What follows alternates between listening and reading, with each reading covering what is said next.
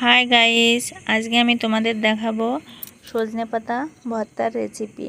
প্রথমে আমি জল দিয়ে সজনে পাতাটা সেদ্ধ করে জলটা ঝরিয়ে নেব। তারপর কড়াইতে কিছু সরষের তেল দিয়ে কোচানো পেঁয়াজ, লঙ্কা, স্বাদ মতো নুন, হলুদ দিয়ে এটা ভালোভাবে কিছু সময় ভেজে নেব।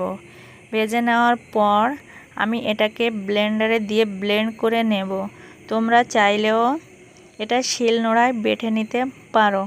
আমি ব্লেন্ডারে দিয়ে ব্লেন্ড করে নিচ্ছি। ভালোভাবে ব্লেন্ড করে নেওয়ার পর আমি আরেকটা কড়াই বসাবো। কড়াইতে সর্ষের তেল দিয়ে সর্ষের তেলটা গরম হয়ে গেলে কালো জিরে দিয়ে দেব। কালো জিরে দেওয়া হয়ে গেলে আমার ব্লেন্ড করে রাখা সজনে পাতাটা আমি দিয়ে দেব এবং কিছু সময় ভেজে নেব। যত সময় এর থেকে জলটা না শুকিয়ে যাবে তত সময় ভাজতে থাকব এবং একটা সময় বোঝা যাবে এর জলটা শুকিয়ে গেছে।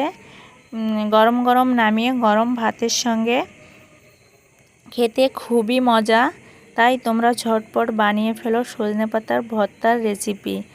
আর পরবর্তী নতুন নতুন রান্নার ভিডিও নিয়ে আমি তোমাদের সামনে হাজির হয়ে যাব। ততক্ষণে সবাই ভালো থেকো, সুস্থ থেকো।